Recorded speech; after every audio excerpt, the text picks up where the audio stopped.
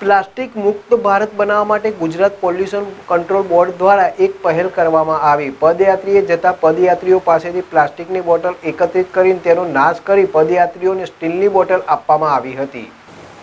ગુજરાત પરના પદયાત્રીઓ અંબાજી ખાતે પદયાત્રા સ્વરૂપે પોતાની આસ્થા અને મનોકામના સાથે દર્શનાર્થે જઈ રહ્યા છે, ત્યારે પ્લાસ્ટિકનું પ્રદૂષણ ન ફેલાય અને તેને અટકાવવા માટે ગુજરાત પોલ્યુશન કંટ્રોલ બોર્ડ અને એનજીઓના સહયોગ થકી પ્રાંતિજના દલપુર ખાતે એક કેમ્પનું આયોજન કરવામાં આવ્યું છે। જોકે આ કેમ્પમાં પદયાત્રીઓ પાસેથી પ્લાસ્ટિકની પાણીની બોટલ એકત્ર કરી તેનો કેમ્પ ખાતે જ નાશ કરવામાં આવે છે અને પદયાત્રીઓને સ્ટેનલેસ સ્ટીલની બોટલ આપવામાં આવે છે। સાથોસાથ પદયાત્રીઓને પ્લાસ્ટિક પ્રદૂષણ અટકાવવા માટેની પણ સમજણ આપવામાં આવી છે।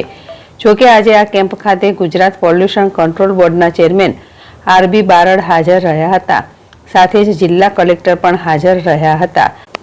જોકે અત્યાર સુધીમાં લગભગ 15,000 પ્લાસ્ટિકની પાણીની બોટલ એકત્ર કરવામાં આવી છે। જોકે અલગ અલગ 2 કેમ્પ થકી પોલ્યુશન કંટ્રોલ બોર્ડ દ્વારા સાબરકાંઠા જિલ્લામાંથી પસાર થતા પદયાત્રીઓ પાસેથી 1.5 લાખ ઉપરાંતની પ્લાસ્ટિક બોટલ એકત્ર કરી પદયાત્રીઓને સ્ટેનલેસ સ્ટીલના પીવાના પાણી માટે બોટલોનું વિતરણ કરવામાં આવશે।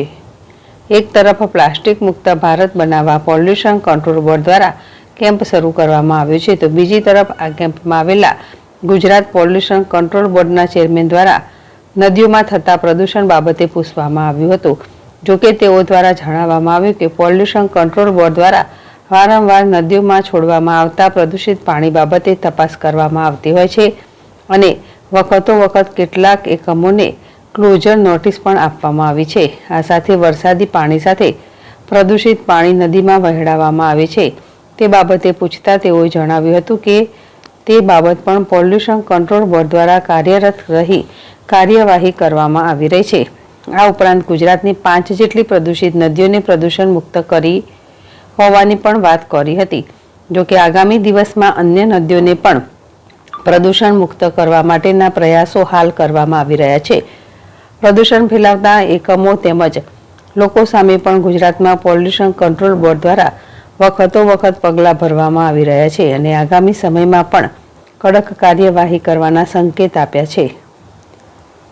જીલ રાવલ, જેડેશ ટીવી, સાબરકાંઠા।